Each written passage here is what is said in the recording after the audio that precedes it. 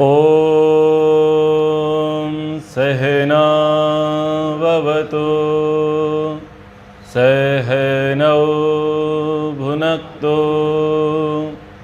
सह वीर्यं करवावहै तेजस्विनावधीतमस्तु मा विद्विषावहै।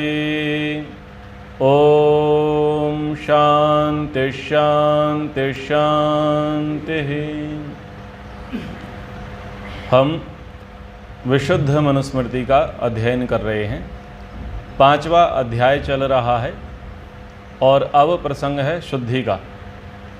पहले प्रसंग चला था भक्ष्य अभक्ष्य का, द्विजातियों को क्या खाना चाहिए और क्या नहीं खाना चाहिए, दूध भी किसका पीना है और किसका दूध नहीं पीना है, ये सारी बातें आई थी।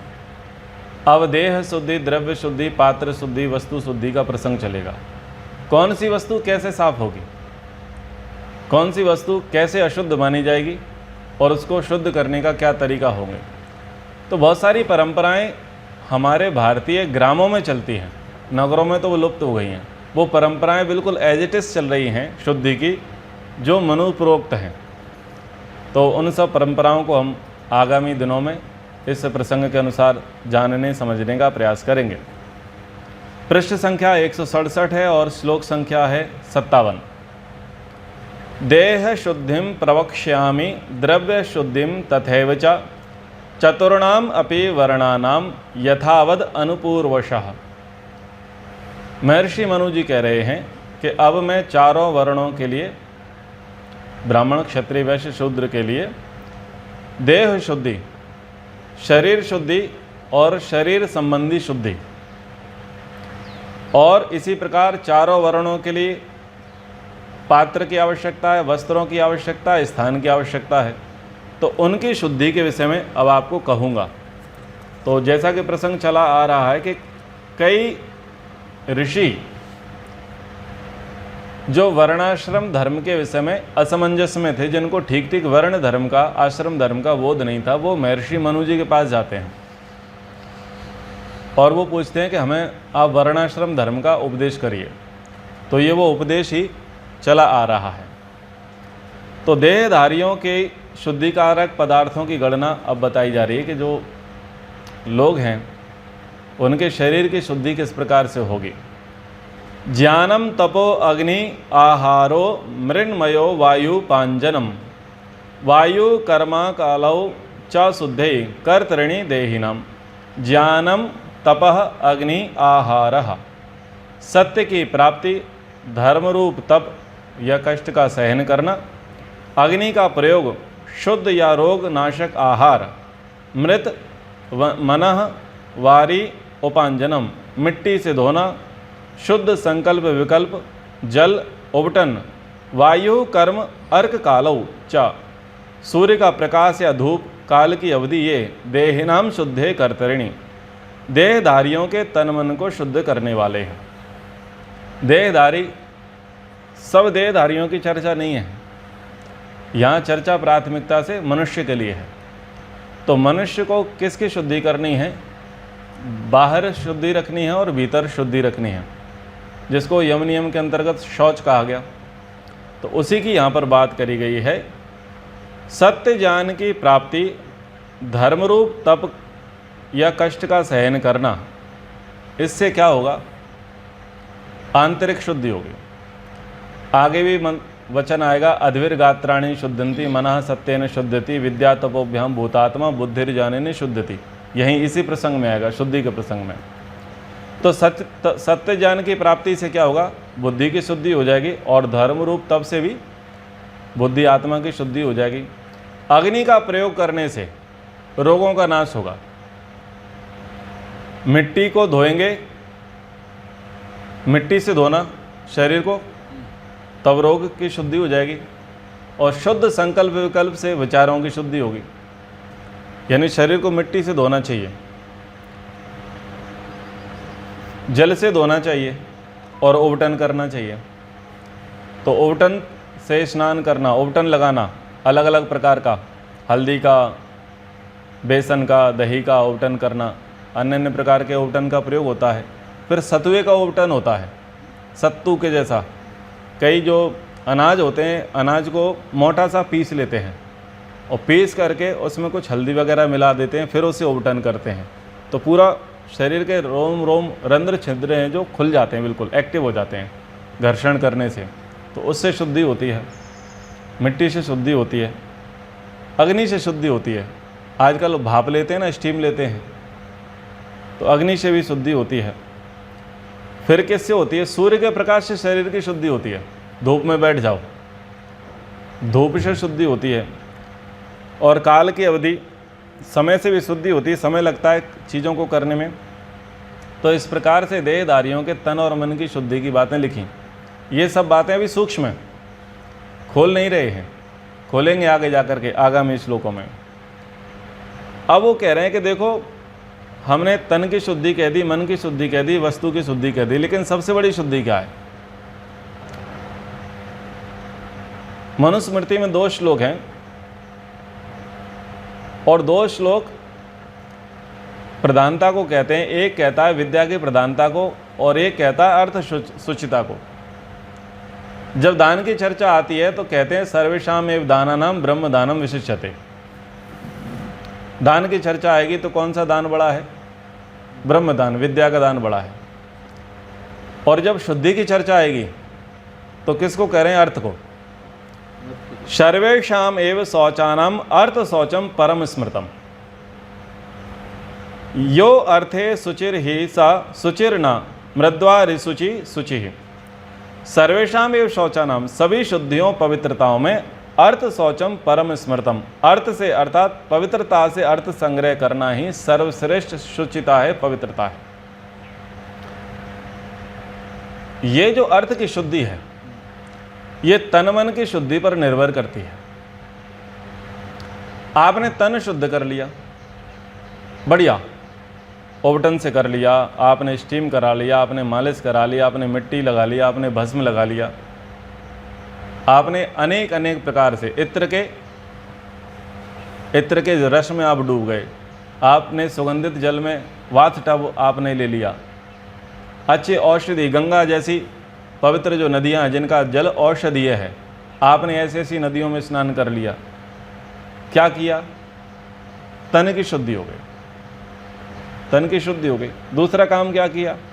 बोले आपने सत्य का पालन किया, आपने तपस्या की, द्वंद्व को सहा, ये आपने मन की शुद्धि कर ली। लेकिन आपकी तन की शुद्धि, आपकी मन की शुद्धि की परीक्षा कब है? अर्थ शुद्धि पर। अर्थ शुद्धि बताएगी कि आपका वास्तव में तन शुद्ध, मन शुद्ध है या नहीं है। क्योंकि मामला कहाँ बिगड़ेगा? मामला बिगड़ता है अर्थ पर, पैसे पर बिगड़ता है। जब पैसा आता है ना सामने तो मन में अशुद्धि आ जाती है, विकार आ जाता है। इतना बचा लो, इतने का दे दो, इतने का बता दो, ऐसा कर लो तो वैसा हो जाएगा। जबकि उस व्यक्ति ने पर्याप्त किसको शुद्ध कर रखा है? तन को। और मन की शुद्धि के लिए पर्याप्त वो प्रयास कर रहा है, पुरुषार्थ कर रहा है। लेकिन वास्तविकता कहाँ पर दिखाई देगी? अर्थ पर दिखाई देगी। तो यहाँ पर ऋषि ने कहा कि सर्वेषाम एव शौचानम अर्थ शौचम परम स्मृतम। सभी शुद्धियों में अर्थ की शुद्धि सबसे बड़ी है। यदि आप पवित्रता से धर्मपूर्वक अर्थ का संग्रह कर रहे हैं, इसका अर्थ यह है कि आपका तन भी शुद्ध है और आपका मन भी शुद्ध है। और यदि आपकी कमाई पवित्र नहीं है तो इसका अर्थ यह है कि आपका मन अपवित्र है। और जिसका मन अपवित्र है उसका तन भी अपवित्र है, भले ही कितना ही साफ सुथरा दिखाई दे। मन अपवित्र है तो तन भी अपवित्र होगा। तन क्यों अपवित्र होगा? फिर तन में कभी सात्विक भोजन नहीं जाएगा। मन अपवित्र है ना, मन अपवित्र है, अर्थ अपवित्र है, तो फिर भोजन कैसा जाएगा? भोजन पवित्र थोड़ी ना कर पाएगा। भोजन में राजसिकता आ जाएगी, भोजन में विलासिता आ जाएगी।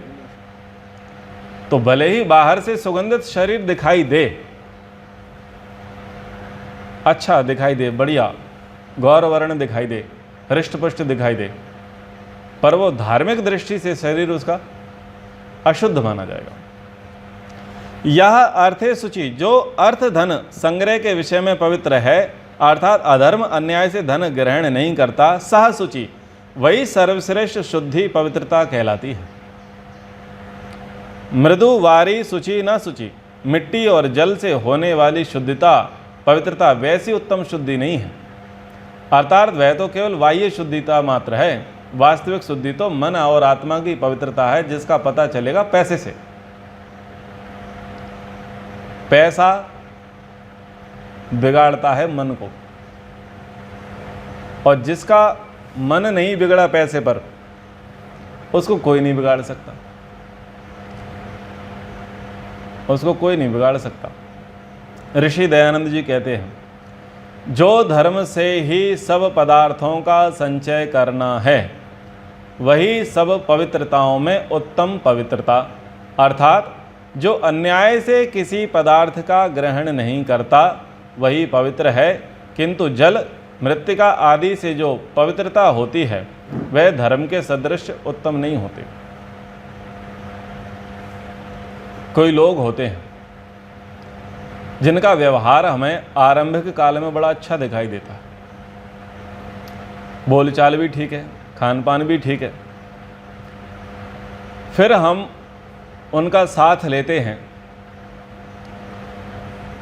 क्यों लेते हैं? क्योंकि हमारे अंदर सामर्थ्य की कमी होती है, और साथ लेकर के हम कोई संस्था खोलते हैं, कोई संगठन चलाते हैं, या किसी व्यापार को आरंभ करते हैं। सोचते हैं कि दोनों प्रॉफिट कमाएंगे, अथवा एक ने इन्वेस्ट किया तो दूसरा सैलरी बेस पर रहेगा, परसेंटेज बेस पे रहेगा। तो जिसकी जैसी व्यवस्थाएं होती हैं वो कार्य आरंभ कर लेते हैं। जब तक विशेष उपलब्धि नहीं हो रही, धन का विशेष प्रभाव नहीं हो रहा, तब तक तो किसी के अंदर मैल दिखाई नहीं देगा। और जैसे ही धन का अंबार लगा तो अब वो सारी शुचिता, सारी पवित्रता धरी की धरी रह जाएगी, जिसके आधार पर धंधा शुरू किया था,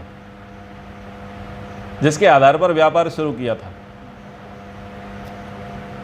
या जब ऐसा लगता है कि हमारा जो साथी पार्टनर है ये हम पर अधिक विश्वास करता है और अभी तक हमने कुछ गड़बड़ नहीं किया है, लेकिन अभी ये आउट ऑफ सिटी है, आउट ऑफ स्टेट है, तो फिर वो विश्वास पर घात करता है और धन को देखता है और मन को बिगाड़ता है और अपने साथी को घाटा दे जाता है। हमारे एक विद्यार्थी हैं, उन्होंने अपने रिटायरमेंट पर एक बहुत बढ़िया शॉप खोली। उन्होंने कहा कि हमारा काम चल जाएगा। लगभग 40 लाख रुपए का उन्होंने अपना व्यापार खोला। किसी कार्य से वो कुछ समय बाद बाहर चले गए और पता चला कि जिस व्यक्ति के भरोसे वो शॉप छोड़ी थी उसने सब में आग लगा दी, चूना लगा दी, बर्बादी कर दी। जबकि 2 वर्ष से व्यवहार ठीक ठाक था, सारी चीज़ें ठीक थीं, लेकिन धन ने क्या किया? धन ने मन को बिगाड़ दिया। हर क्षेत्र में ऐसे ही होता है। 2 भाई हैं, खेती साथ में कर रहे हैं, व्यापार साथ में कर रहे हैं, सारी चीज़ें साथ में कर रहे हैं, लेकिन संबंध खराब कौन करेगा? धन संबंध खराब करेगा।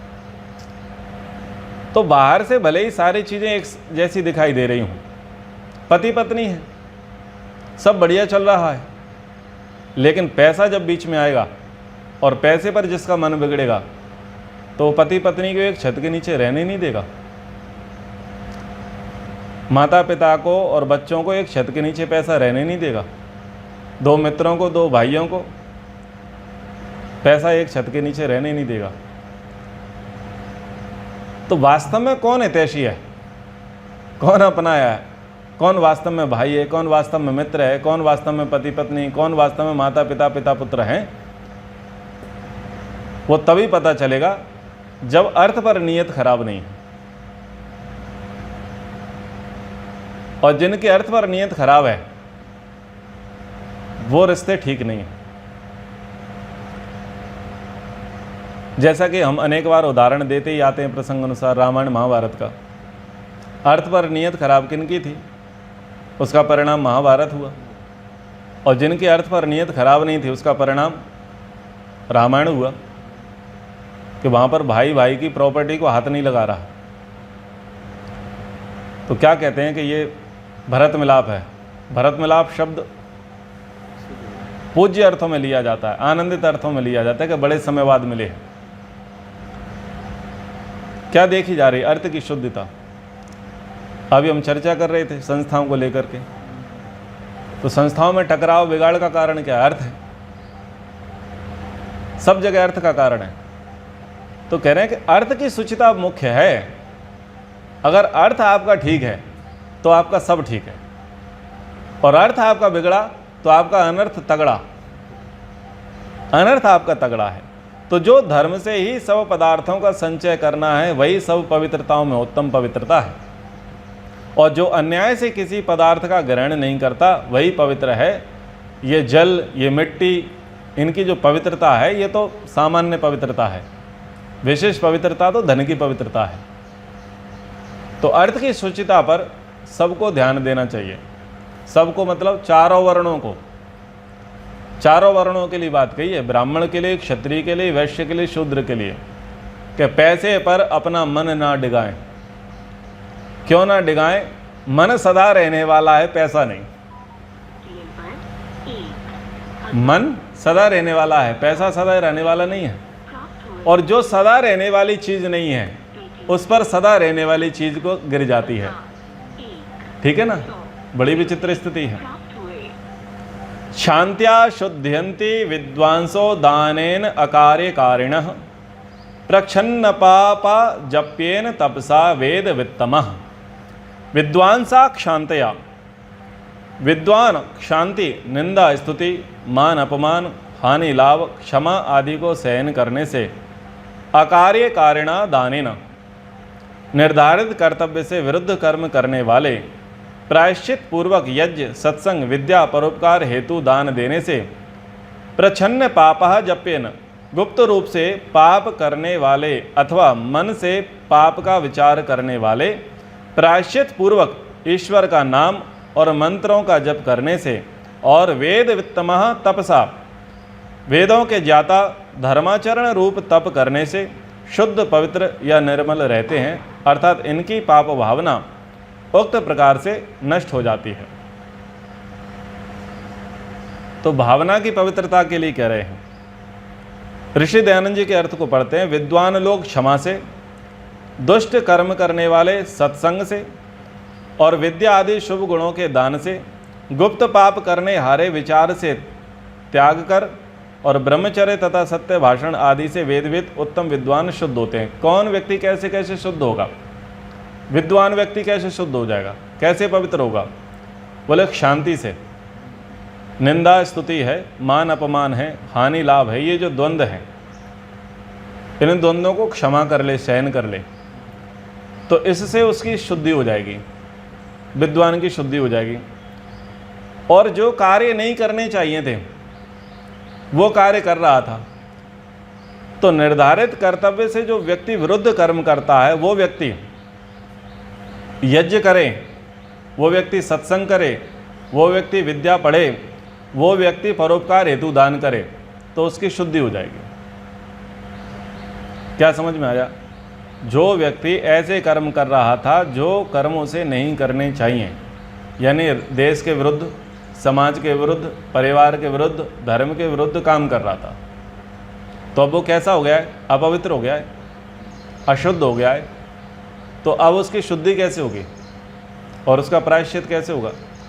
तो कह रहे हैं कि वो व्यक्ति क्या करे? यज्ञ करे, वो सत्संग करे, वो विद्या को पढ़े, वो परोपकार हेतु दान दे, तो इससे वो क्या होगा?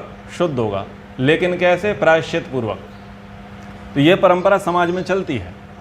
जब किसी से गौ हत्या हो जाए, कुछ अपराध हो जाए, तो उसको बोलते हैं कि तेरे को दंड लगेगा और तुझे इतना काम करना पड़ेगा, तुझे अनुष्ठान कराना पड़ेगा, तुझे दान देना पड़ेगा, तुझे सत्संग करना पड़ेगा, तुझे माला जपनी पड़ेगी। एक परंपरा अपने समाज में आज भी है इस चीज़ को लेकर के।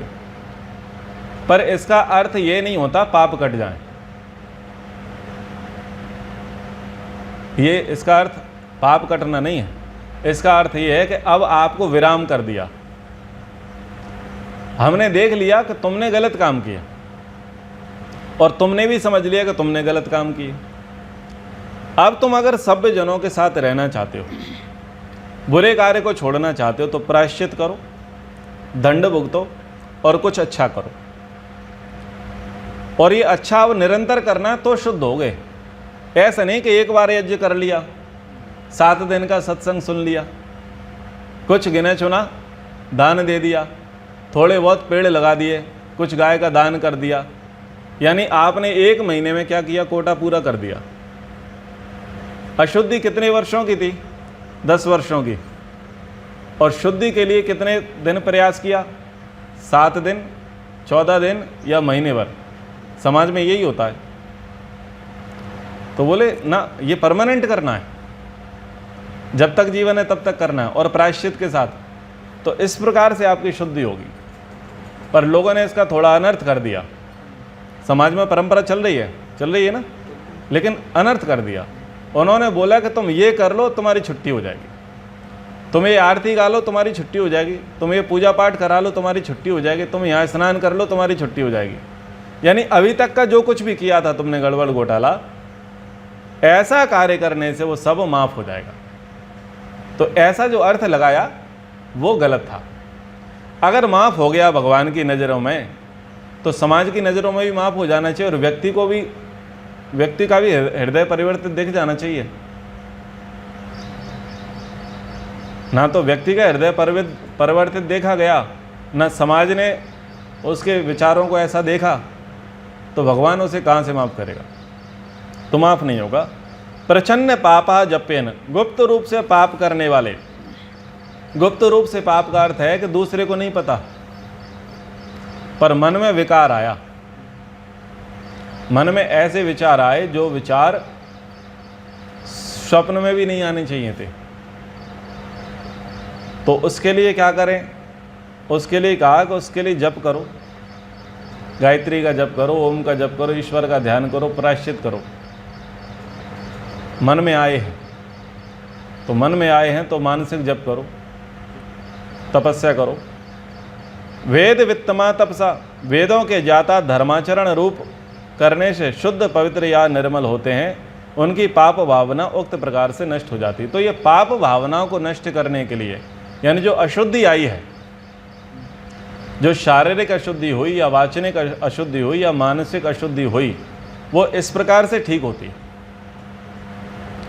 उसके लिए हमें प्रायश्चित करना चाहिए और कुछ परोपकार का कार्य करना चाहिए, और फिर संकल्पबद्ध हों कि दोबारा इसको दोहराया नहीं जाएगा, जीवन में फिर से लाया नहीं जाएगा। अब शरीर, मन, आत्मा और बुद्धि की शुद्धि की बात कर रहे हैं। बहुत प्रसिद्ध श्लोक है, अद्भिर्गात्राणि शुद्ध्यन्ति मनः सत्येन शुद्ध्यति, विद्या तपोभ्याम भूतात्मा बुद्धिर्ज्ञानेन शुद्ध्यति। तो जिस प्रकार से ये सबको ये स्मरण किया हुआ है, सबकी स्मृति में है, वैसे ही ये पंक्ति भी सबको स्मरण में रहनी चाहिए। सर्वेषाम एव शौचानाम अर्थ शौचम परम स्मृतम। ये तो सुविचार होना चाहिए, सुवाक्य होना चाहिए, पंक्ति है, सूक्ति। तो ये भी जो है स्मरण होनी चाहिए, ट्रेंड पर चलनी चाहिए।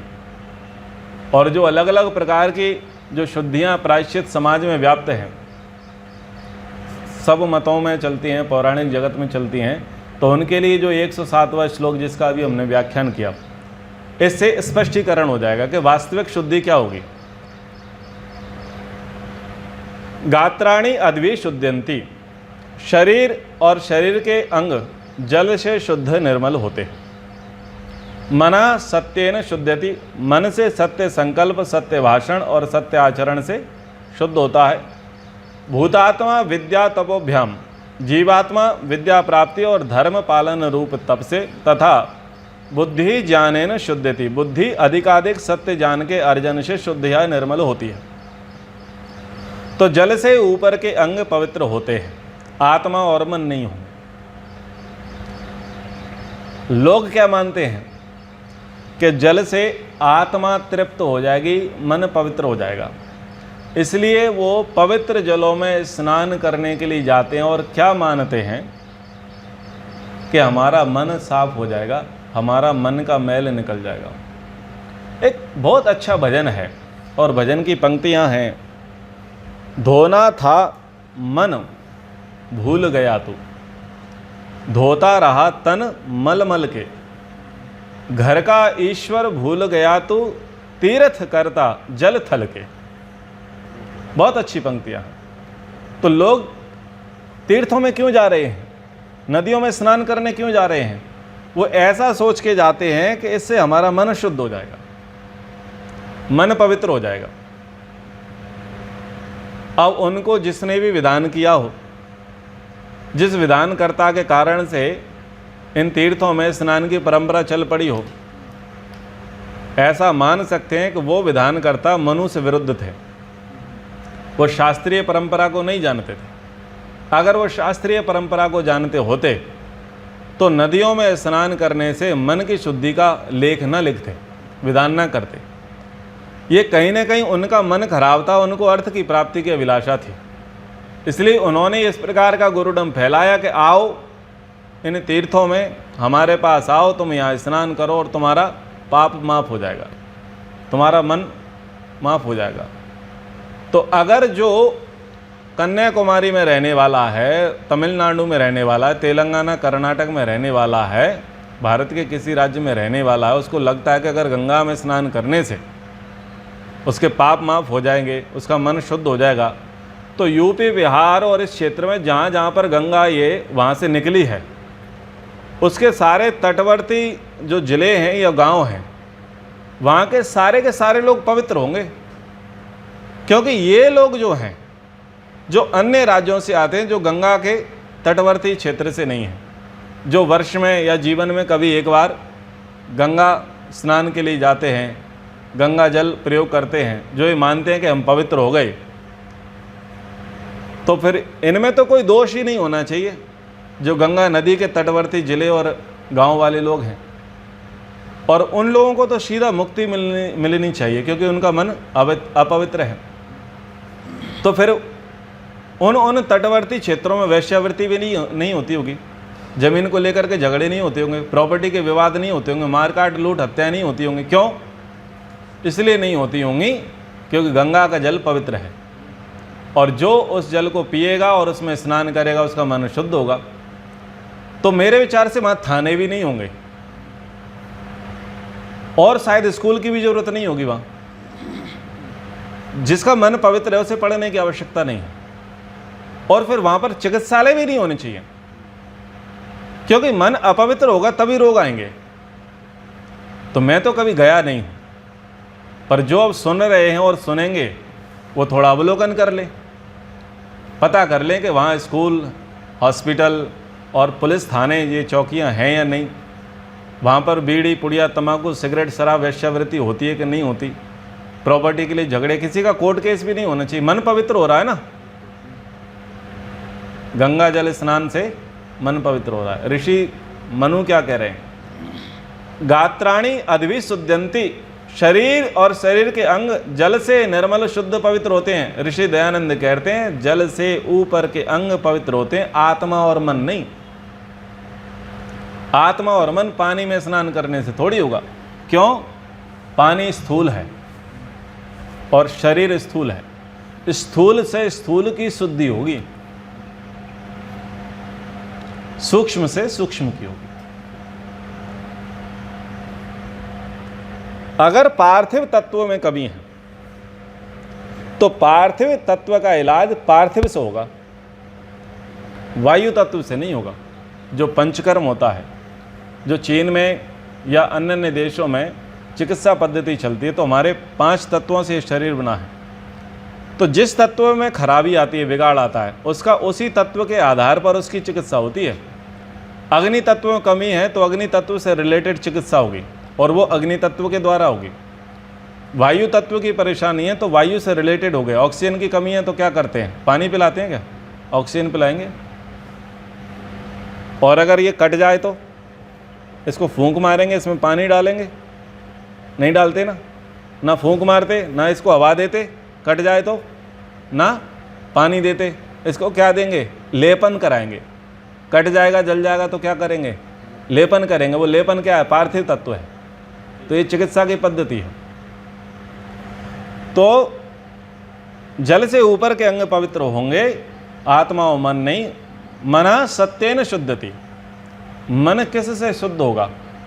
मन सत्य से, सत्य वाणी, सत्य क्रिया, सत्य आचार, सत्य व्यवहार से ही मन शुद्ध होगा। और मन को दूसरी चीज शुद्ध नहीं कर सकती सत्य के अलावा,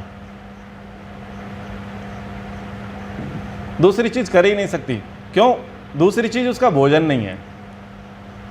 उसे ठीक करने का, उसे एंटीडोज देने का एक ही साधन है, वो क्या है? सत्य। यथार्थ को स्वीकारो। मन क्यों बिगड़े हैं? लोग यथार्थ को नहीं स्वीकारते, सत्य को नहीं स्वीकारते, मानते नहीं है, कहते नहीं है, सुनते नहीं है, समझते नहीं है सत्य को। यही तो मन बिगड़ा है। जान रहे हैं लेकिन मान नहीं रहे। सत्य बोलने, सत्य करने से जीवात्मा पवित्र शुद्ध होता है। और विद्या तपोभ्याम, जीवात्मा किससे होगा? विद्या और तप से। विद्या प्राप्त करे। विद्या और बुद्धि, यहां पर दोनों अलग अलग है। विद्या शब्द आया है, बुद्धि शब्द आया है, ज्ञान शब्द आया है। ये चीजें अलग अलग हैं। बुद्धिर्ज्ञानेन शुद्धति जो कहा, तो विचार की जब अपवित्रता होती है तो व्यवहार अपवित्र हो जाता है। यानी बुद्धि में अगर गलत ज्ञान है तो विचार गलत होगा और कर्म भी गलत होगा। और बुद्धि में यदि सत्य ज्ञान है तो विचार सत्य होगा और कर्म सत्य होगा। तो बुद्धि की शुद्धि तो ज्ञान से है, नॉलेज से है, जानकारी से है। और विद्या क्या है? आचरण है। विद्या क्या है? आचरण है। तो विद्या और तप जो है, विद्या और जो धर्माचरण है, ये आत्मा को शुद्ध करता है। तो ये शुद्धि का प्रकार कहा। एक और अंतिम श्लोक लेते हैं। एस शौचस्य वह प्रोक्ता शारीरस्य विनिर्णयः नाना विधानाम द्रव्याणाम शुद्धे शृणुत निर्णयम। ऐसा यह है शारीरस्य शौचस्य विनिर्णयः, शरीर और शरीर संबंधी मन बुद्धि आत्मा की शुद्धि का निर्णय। वह प्रोक्ता, तुमसे कहा। अब नाना विधानाम द्रव्याणाम शुद्धे निर्णयम शृणुत, अब विभिन्न प्रकार के द्रव्यों की शुद्धि का निर्णय सुनो। तो अभी तक उन्होंने शरीर के अवयव, मन बुद्धि आत्मा की शुद्धि और पवित्रता के विषय में बता दिया कि कैसे अपवित्र होते हैं और कैसे शुद्ध होते हैं। और अब आगे जो प्रसंग चलेगा आपके पात्रों का, यानी आपके बर्तन कैसे हों, आपका घर कैसे हो, आपके कपड़े कैसे हों, आपके आवागमन के साधन कैसे हों, जिन वस्तुओं का आप प्रयोग करते हैं उनकी किस प्रकार से शुद्धि होगी, वो सारा प्रसंग अब अगले प्रसंग में हम सुनेंगे, समझेंगे। अब समय के अनुसार कक्षा को विराम। एक बार ओम का उच्चारण। ओम।